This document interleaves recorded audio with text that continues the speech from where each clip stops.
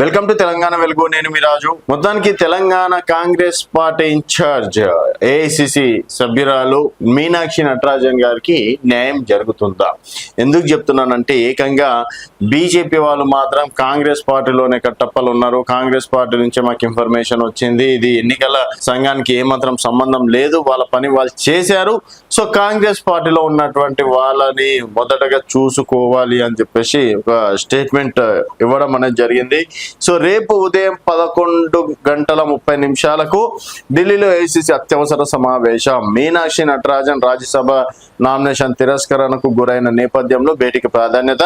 ఈ సమావేశానికి పార్టీ మొత్తానికి Telangana Congress party incharge AICC సభ్యురాలు మీనాక్షి నటరాజన్ గారికి న్యాయం జరుగుతుందా? ఎందుకు చెప్తున్నానంటే ఏకంగా బీజేపీ వాళ్ళు మాత్రం కాంగ్రెస్ పార్టీలోనే కట్టప్పలు ఉన్నారు, కాంగ్రెస్ పార్టీ నుంచి మాకు ఇన్ఫర్మేషన్ వచ్చింది, ఇది ఎన్నికల సంఘానికి ఏమాత్రం సంబంధం లేదు, వాళ్ళ పని వాళ్ళు చేశారు, సో కాంగ్రెస్ పార్టీలో ఉన్నటువంటి వాళ్ళని మొదటగా చూసుకోవాలి అని చెప్పేసి ఒక స్టేట్మెంట్ ఇవ్వడం అనేది జరిగింది.